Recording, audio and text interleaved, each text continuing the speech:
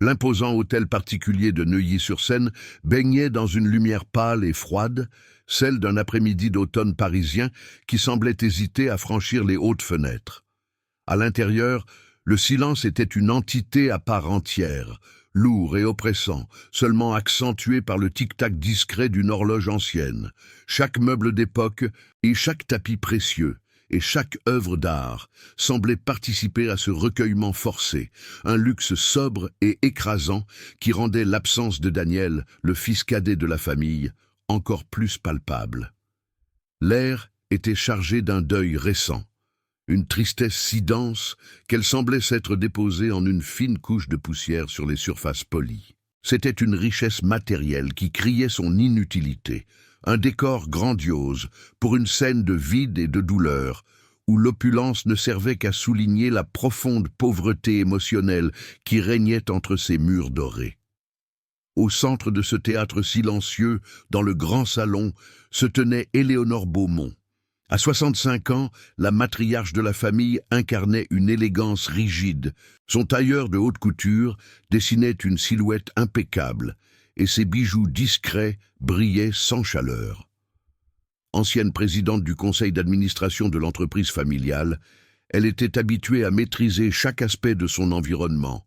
Mais aujourd'hui, son contrôle n'était qu'une façade fragile. Assis face à elle, son mari et son fils aîné arboraient des visages fermés, leur posture trahissant une impatience calculatrice. La réunion, convoquée pour discuter de la succession de Daniel, était déjà tendue. L'avocat de la famille, Maître Dubois, un homme habituellement si assuré, remuait nerveusement des papiers sur la table basse, son inconfort ajoutant une couche supplémentaire à l'atmosphère déjà pesante. Les yeux d'Éléonore, malgré son maintien parfait, portaient une tristesse abyssale, un épuisement que ni le pouvoir, ni l'argent ne pouvaient apaiser. Ce fut la voix hésitante de Maître Dubois qui brisa finalement le silence glacial. Il s'éclaircit la gorge, ses mots choisis avec une prudence qui annonçait une tempête.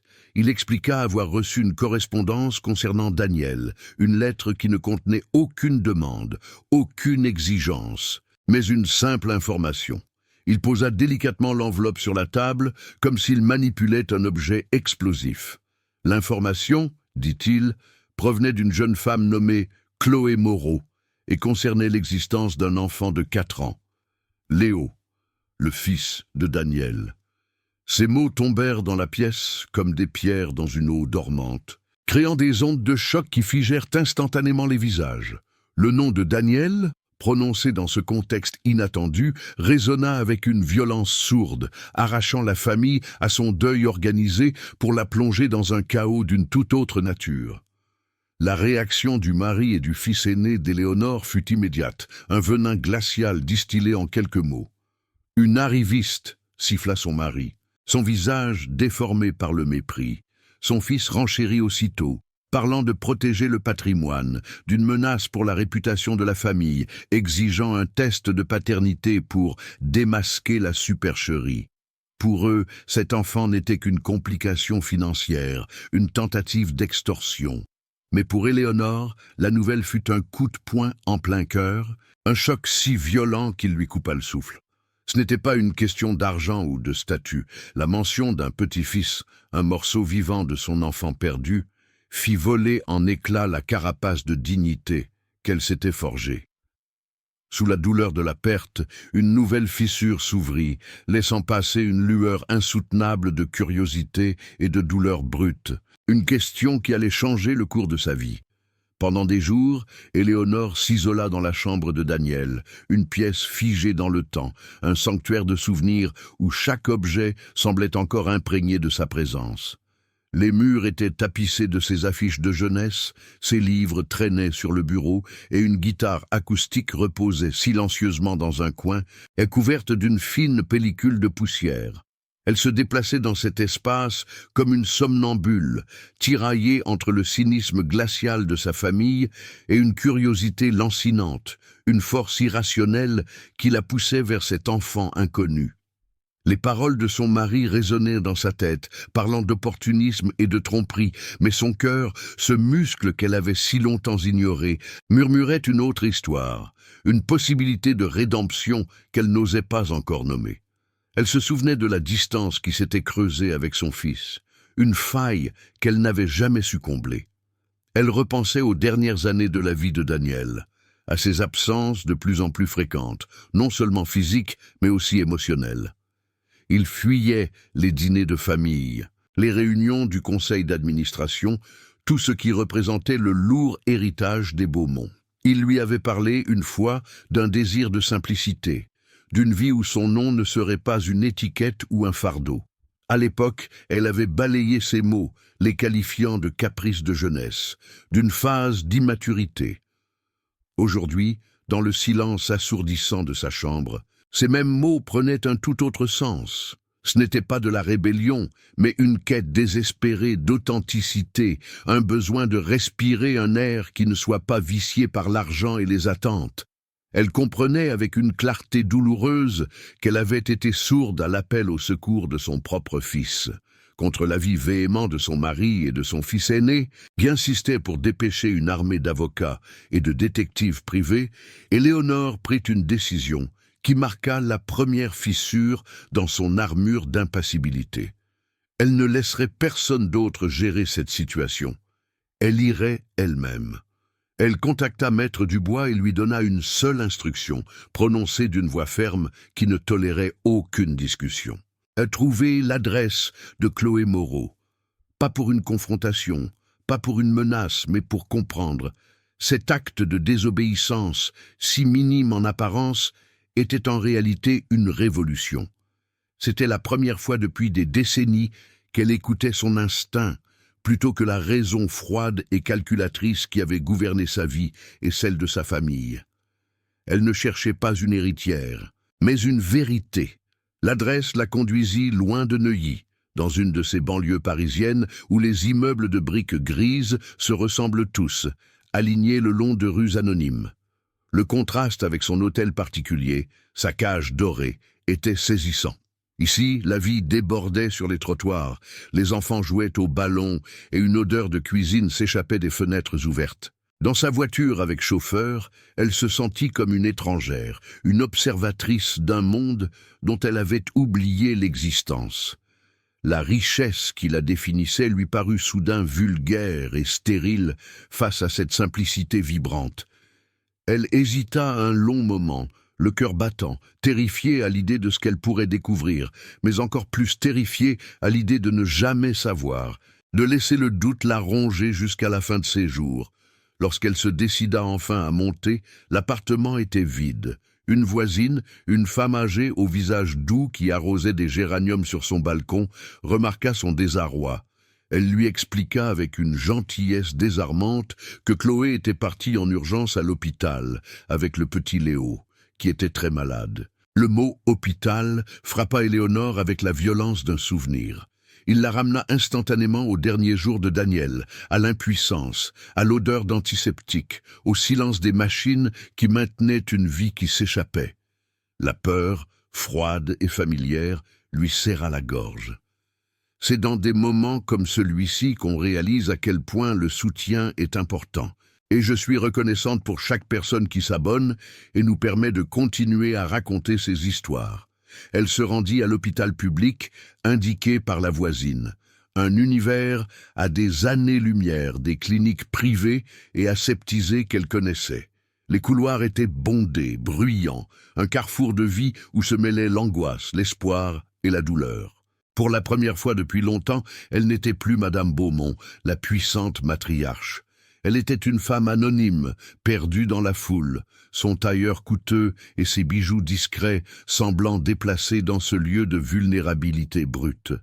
Cette perte de statut, loin de la déstabiliser, la soulagea étrangement. Dépouillée de ses attributs de pouvoir, il ne restait plus que l'essentiel. Une femme portant le poids de son chagrin, à la recherche d'un fragment de son fils perdu. Elle trouva le service de pédiatrie. À travers la vitre d'une porte, elle les vit. Chloé était assise sur une chaise en plastique, le dos voûté par l'épuisement, son visage jeune marqué par des cernes profonds qui trahissaient des nuits sans sommeil.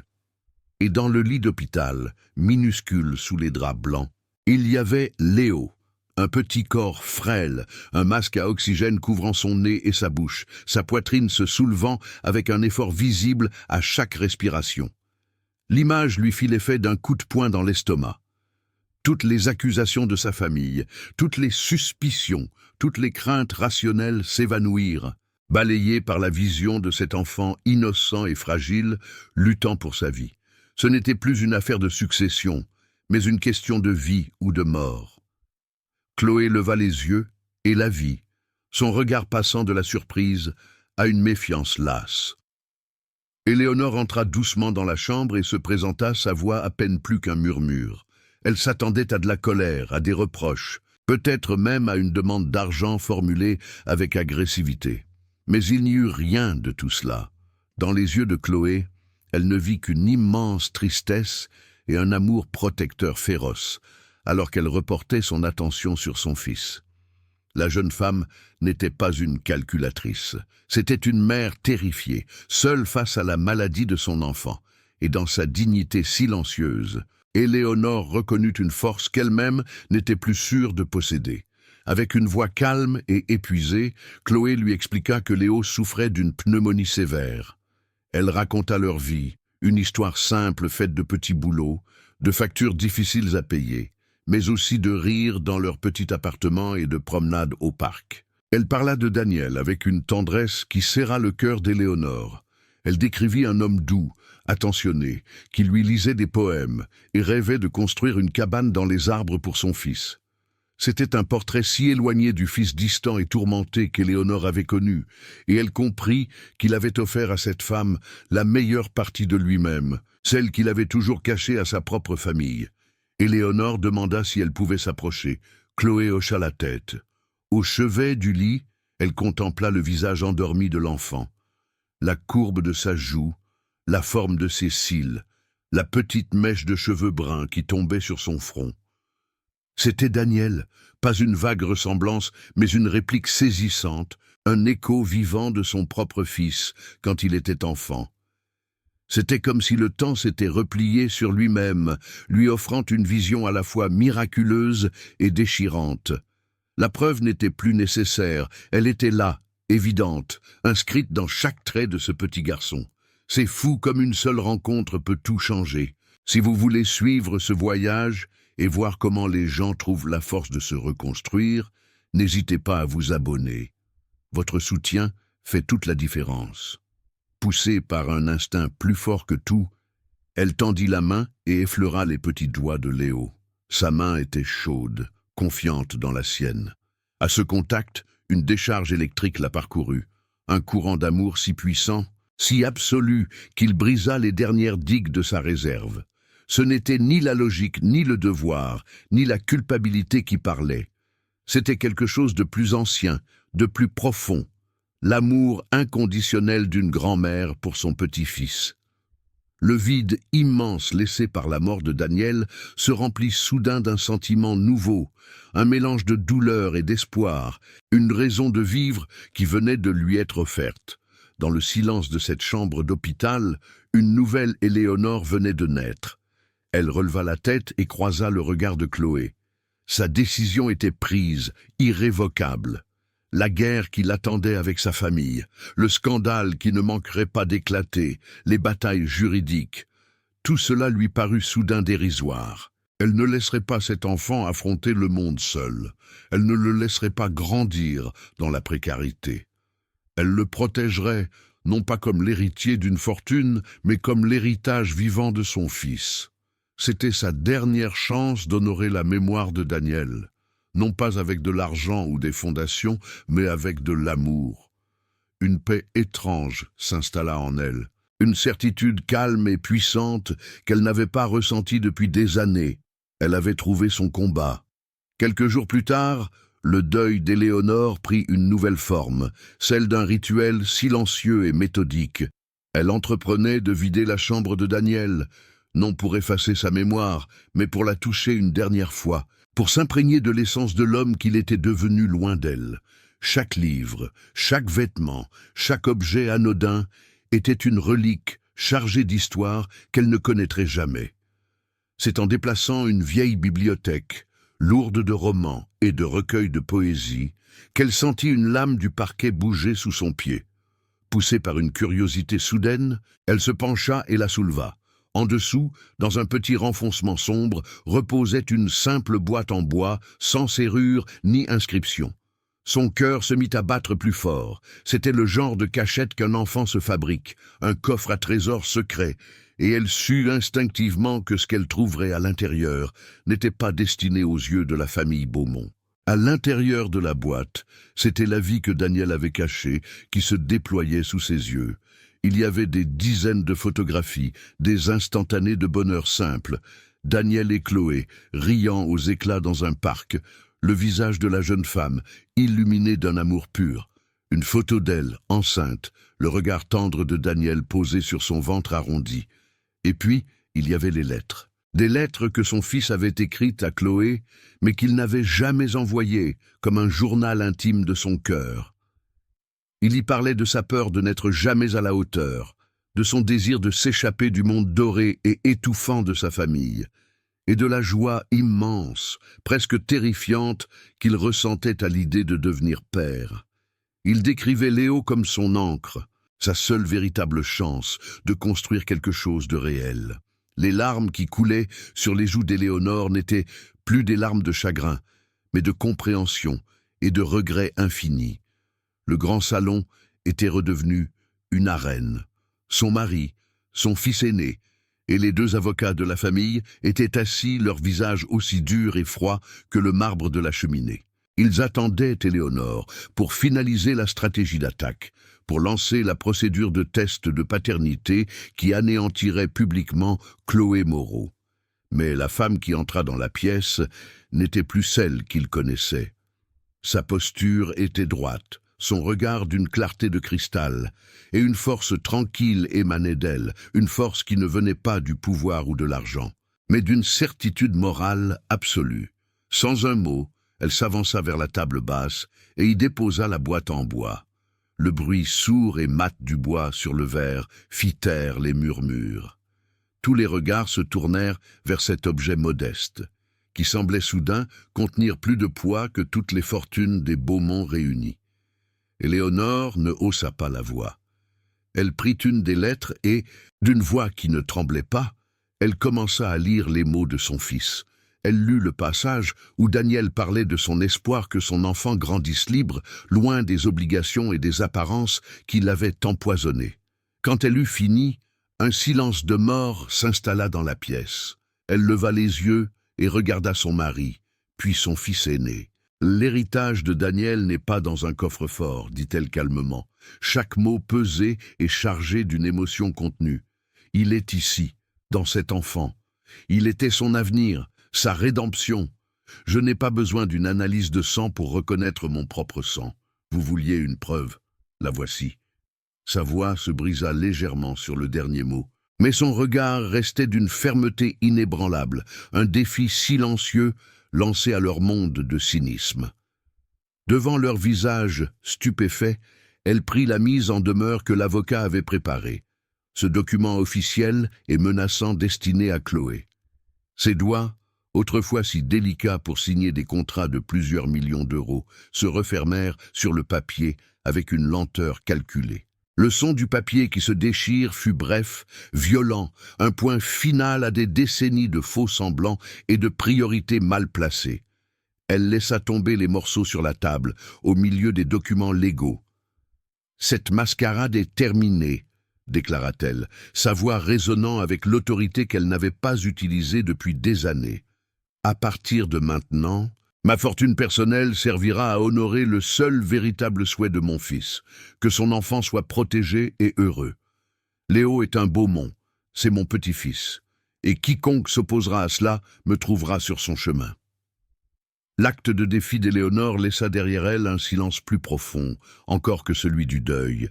Elle ne leur laissa pas le temps de répliquer, de formuler leur indignation ou leur choc.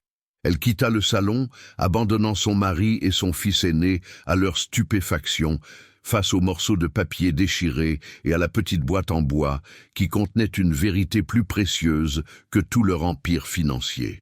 Son retour à l'hôpital fut différent. Elle n'était plus une intruse poussée par la curiosité, mais une grand-mère venant réclamer sa famille. Elle trouva Chloé endormie sur sa chaise, la main posée sur le lit de Léo, dont la respiration était devenue plus calme, plus régulière. Éléonore s'assit en face d'elle et attendit. Quand la jeune femme ouvrit les yeux, elle ne lui offrit pas de l'argent, mais une promesse simple et sincère. « Vous n'êtes plus seul. » Les mois qui suivirent virent la métamorphose de l'hôtel particulier de Neuilly. Ce qui avait été un mausolée de luxe et de souvenirs douloureux devint progressivement un foyer. Éléonore fit les démarches pour reconnaître officiellement Léo, lui donnant le nom de Beaumont, un geste qui scellait son engagement et fermait la porte à toute contestation future. Les couloirs austères se remplirent bientôt du son des petites voitures roulant sur le parquet et des éclats de rire d'un enfant. Les jouets de Léo trouvaient leur place, à côté de vases anciens, un désordre joyeux qui chassait les fantômes du passé. Chloé, soutenue et encouragée par Éléonore, reprit ses études d'infirmière, trouvant un équilibre entre sa maternité et la construction de son propre avenir. La maison, autrefois si froide, se réchauffait de cette nouvelle vie, une présence vibrante qui pansait les blessures invisibles de ses habitants. La résistance du mari et du fils aîné d'Éléonore ne s'effondra pas en un jour. Ce fut une érosion lente, provoquée par la présence incontournable de Léo. Comment rester de marbre face à ce petit garçon qui avait les yeux de Daniel et une confiance désarmante? Ils le virent grandir, l'entendirent appeler Éléonore « mamie », et finirent par voir en lui non plus une menace, mais la continuation de leur lignée, un héritage bien plus vivant que des actions en bourse. Inspirée par ce changement, Éléonore utilisa sa fortune et son influence pour créer la Fondation Daniel Beaumont. Sa mission était simple, offrir un soutien juridique, financier et psychologique aux mères célibataires en situation de précarité. Elle transformait ainsi sa douleur personnelle en un legs d'espoir pour des centaines d'autres femmes, honorant la mémoire de son fils d'une manière qu'il aurait, elle en était certaine, comprise et approuvée. 5 ans plus tard, le jardin de la propriété n'était plus un espace impeccablement entretenu et vide, mais le terrain de jeu d'un garçon de 9 ans plein d'énergie. Léo courait après un ballon, ses rires se mêlant au chant des oiseaux. Éléonore, assise sur un banc avec Chloé, le regardait avec une tendresse infinie. Son visage, autrefois marqué par une tristesse contenue, était apaisé, illuminé par une joie qu'elle croyait à jamais perdue. La famille Beaumont n'était plus définie par son nom ou sa richesse, mais par les liens qu'elle avait su retisser autour de cet enfant. Elle avait trouvé la paix, non pas en oubliant le passé, mais en lui donnant un nouvel avenir. Des histoires comme celle-ci nous rappellent que l'amour est la plus grande des richesses, et votre abonnement nous permet de continuer à partager ces témoignages de résilience et d'espoir.